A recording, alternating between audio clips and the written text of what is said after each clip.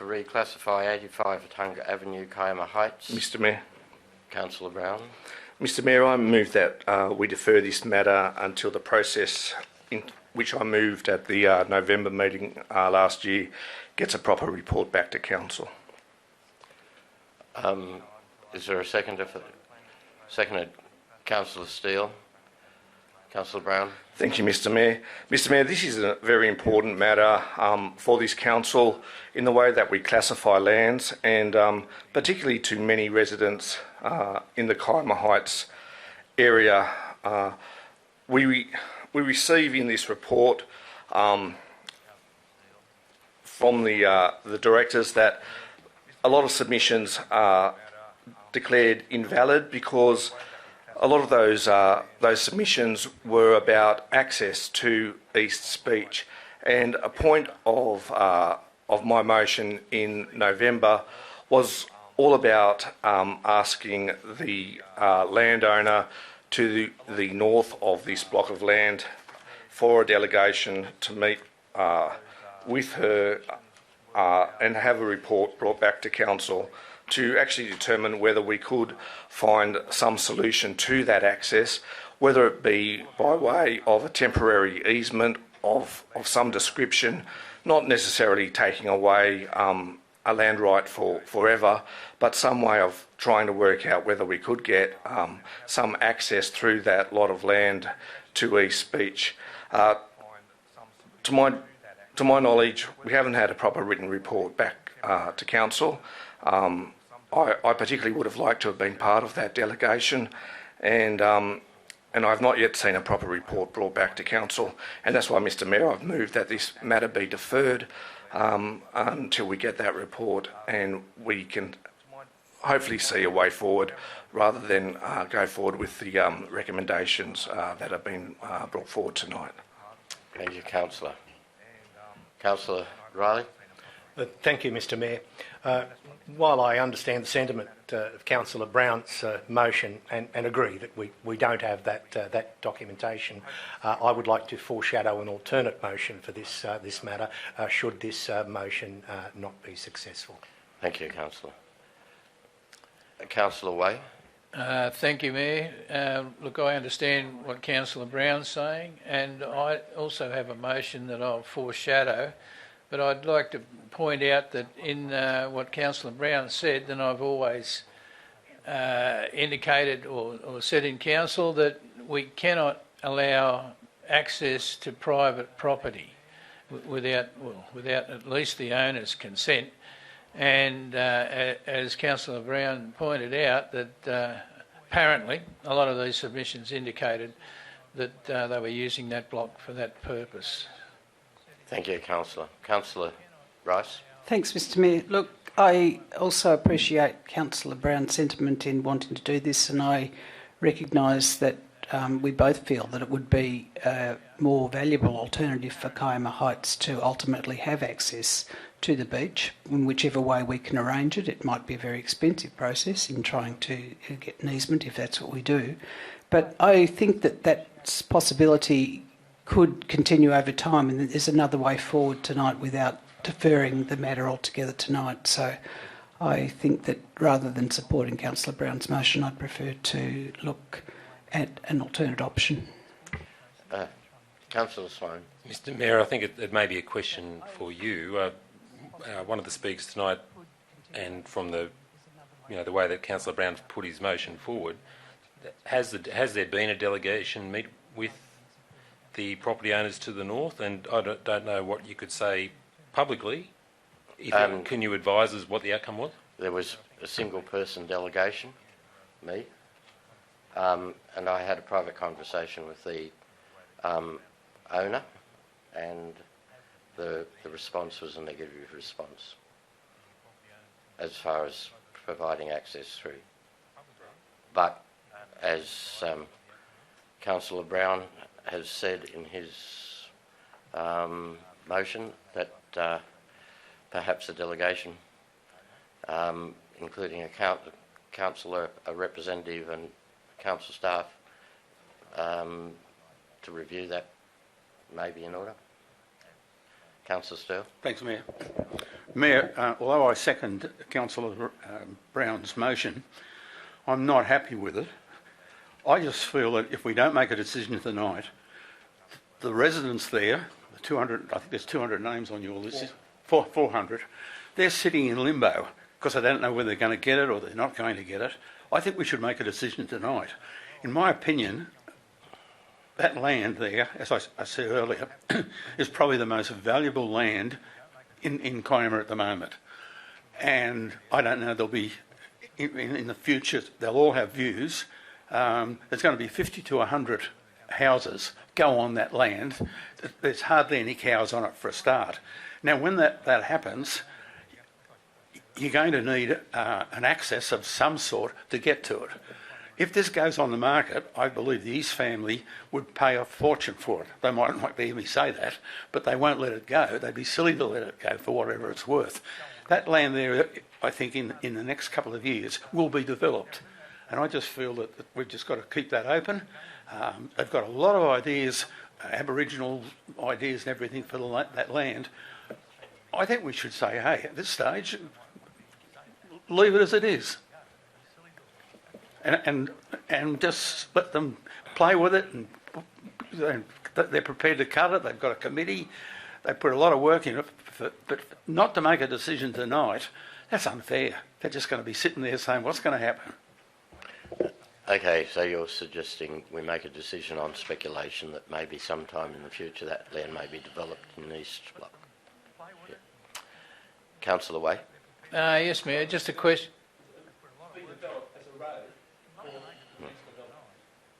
A question to you and maybe council staff. Has anybody discussed all this with the East at all? I've just been through that, Councillor Way. Yes. I'm just wondering what their opinion was.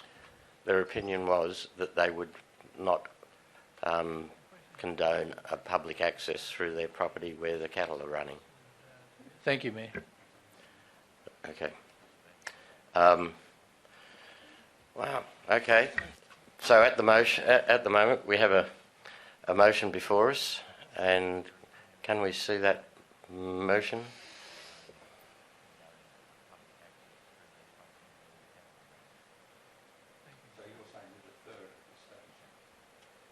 So, Mr Mayor, just to be clear on this... A right of reply. Yeah, this is my right of reply. Just to be clear on this, I think there could still be some negotiations. There are legal options where we don't have to actually have a formal easement and take land away and restrict access to the easts.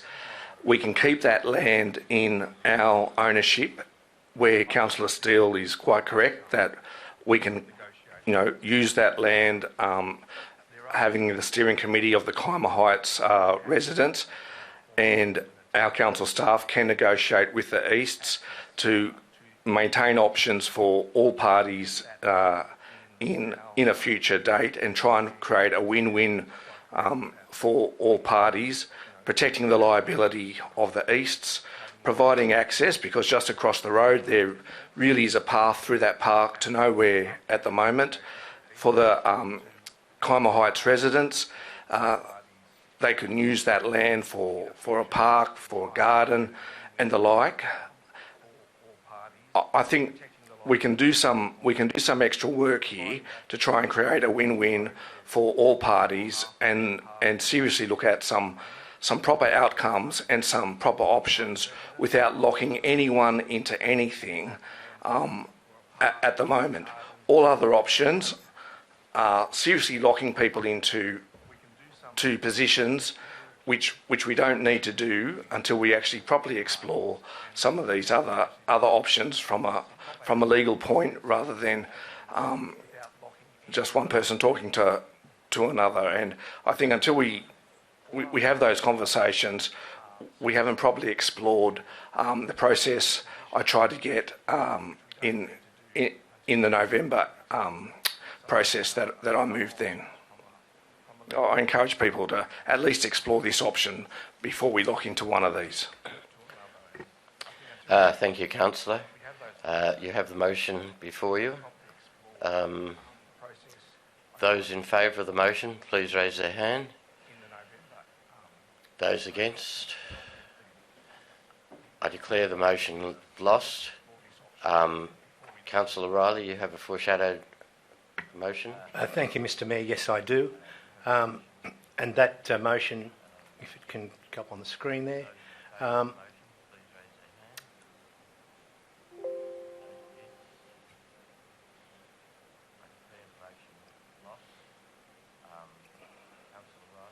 technology's against us.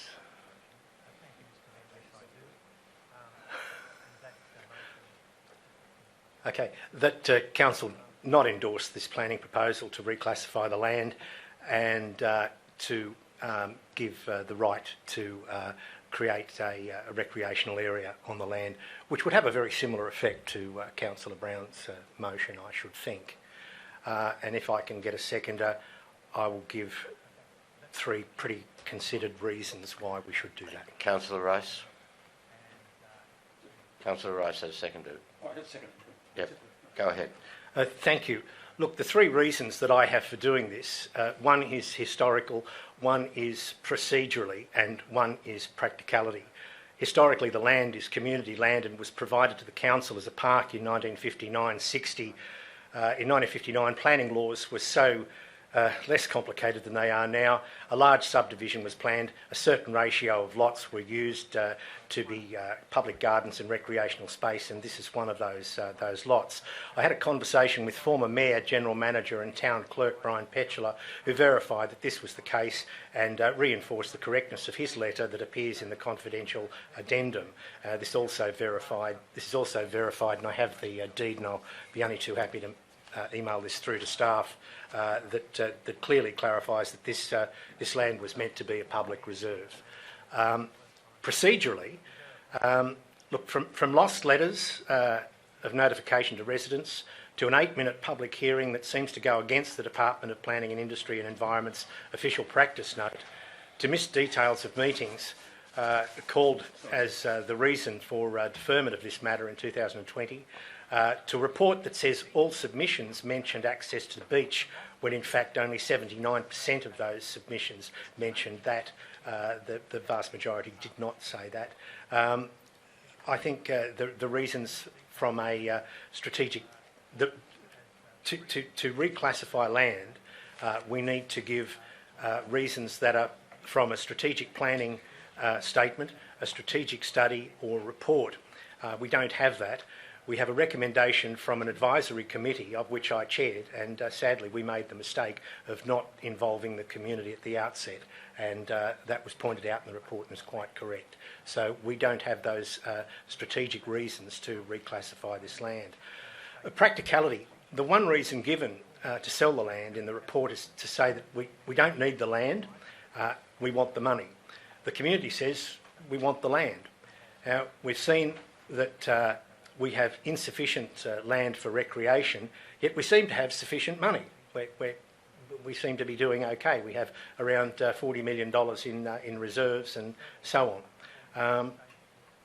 The Office of Local Government, with regard to that horrid document about Fit for the Future, it's called A Roadmap for Stronger and Smarter Councils, September 2014, page 15 says, the aim of being fit for the future, it doesn't sort of mention a financial thing, it says the aim to be fit for the future is to improve the strength and effectiveness of local government to provide the services and infrastructure that communities need.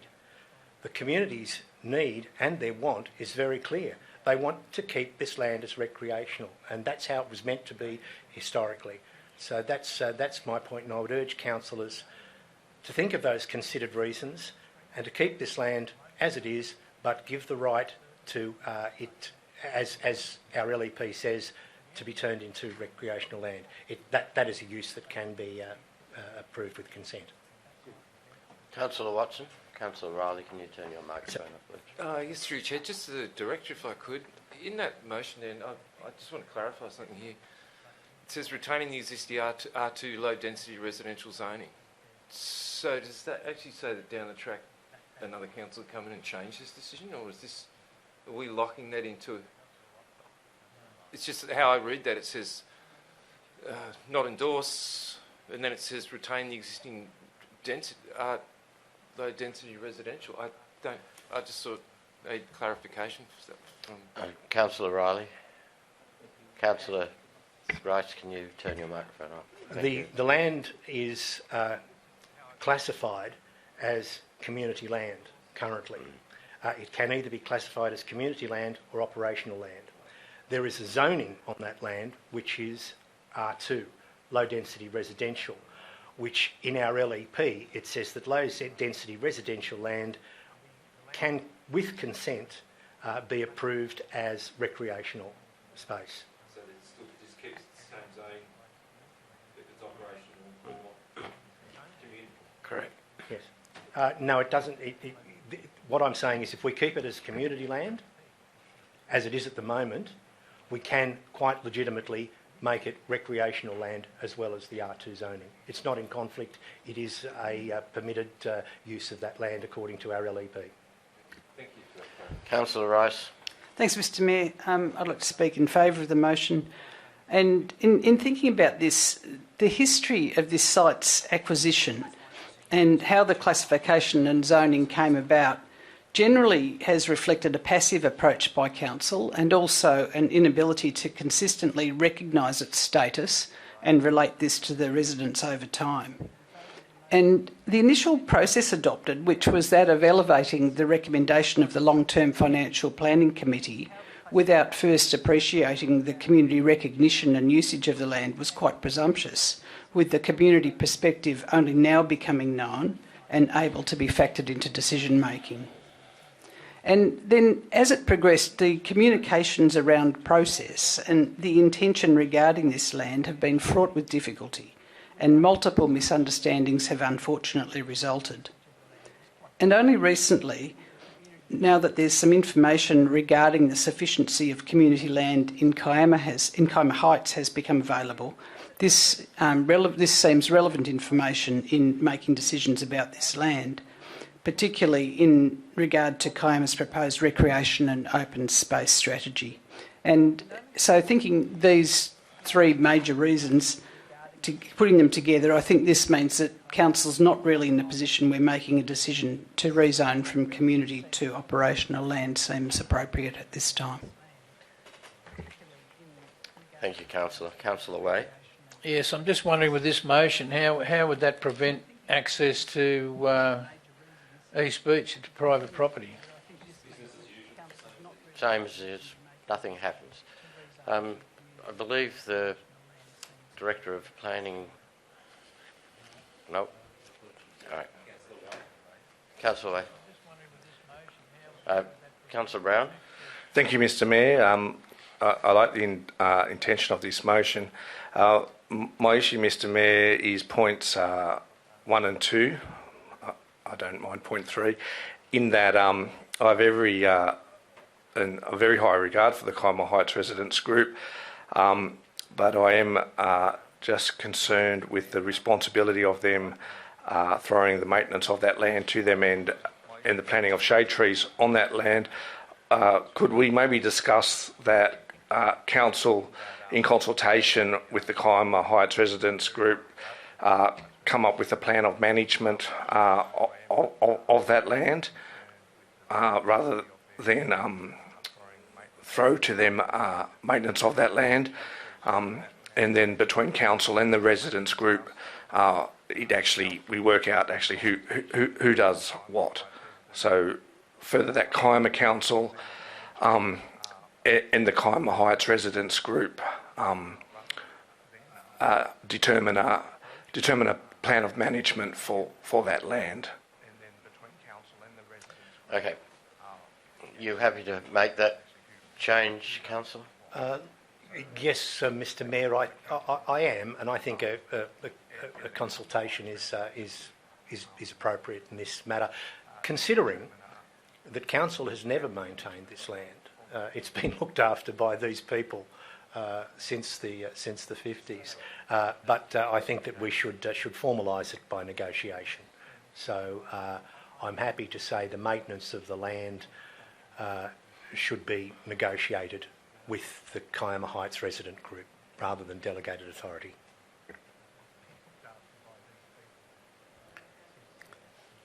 The wording should be for point one that negotiations take place with the Kiama Heights resident group with regard to the maintenance of the land.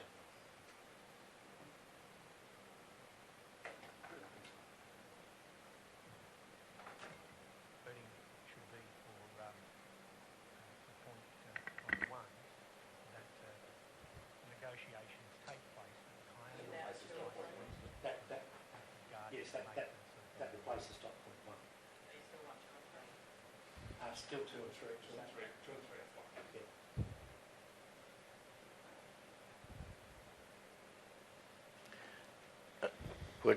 Wouldn't 2 and 3 be null and void if you're doing the negotiations with and they're going to the maintenance? They can decide. Look, I'm an easygoing guy. When you get what you want, yeah. Yeah. As long as I get what the residents want. What we could do is to say maintenance of the land, including shade trees and location of a seat on that land. And that covers it. Okay. Councillor Rice. Thanks, Mr Mayor. That's good. It's clarified my question there. It's particularly important that we get some shade in Kiama Heights. I walked through the other park the other day. There's one seat in it. It's totally in the sunshine, and so it's not sun-safe for people using the path. There's no shade sails over the playground there either at the moment, so we need a bit of sun safety and shade through Kiama Heights. So I certainly would like to see the consideration of shade trees there. So that explains that. I wasn't sure whether Councillor Brown had suggested removing that point. I'd like to foreshadow another motion also following this. I'm happy with this, but I think that we may also be able to continue with the communications with the neighbours as Councillor Brown suggested earlier.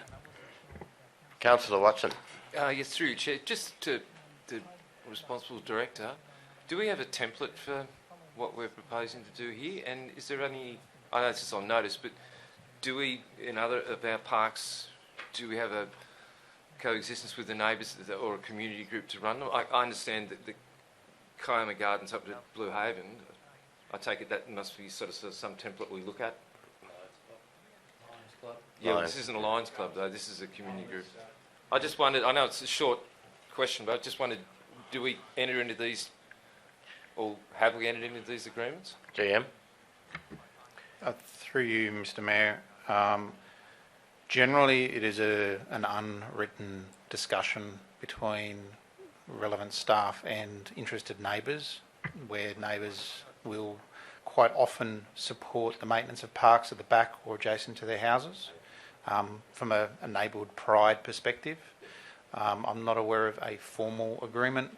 Formal agreements would only generally be put in place with a formal developer as part of the development process, where for a year they might maintain some of the work that they do and then hand that across to maintenance to council in a certain condition. But I'm not.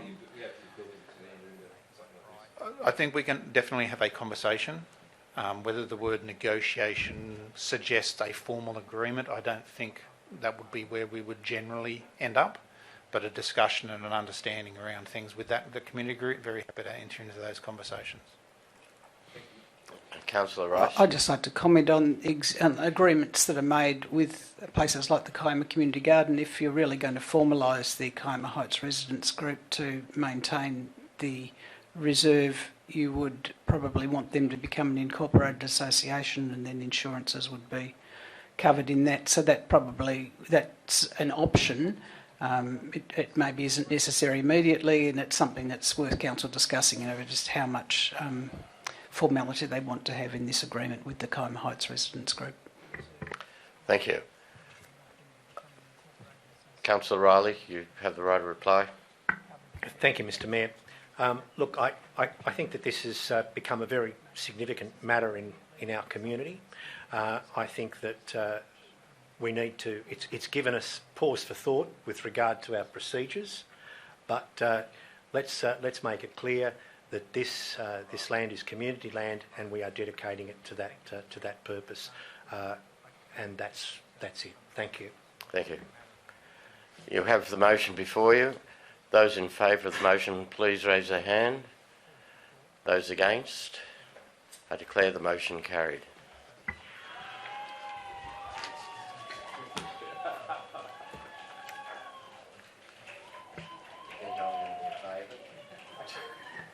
I've got a foreshadowed. I had a foreshadowed motion too.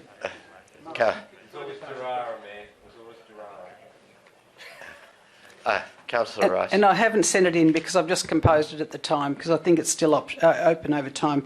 And it reads that Council proceeds with its prior resolution for a small delegation to meet with the owners of the adjacent property to discuss the potential for access arrangements in the future. Yep. Good on you, Matt. So I can email the words to you. I'll do that. Yep. Okay. All those in favour, please raise their hands. Against, carried. We'll move on.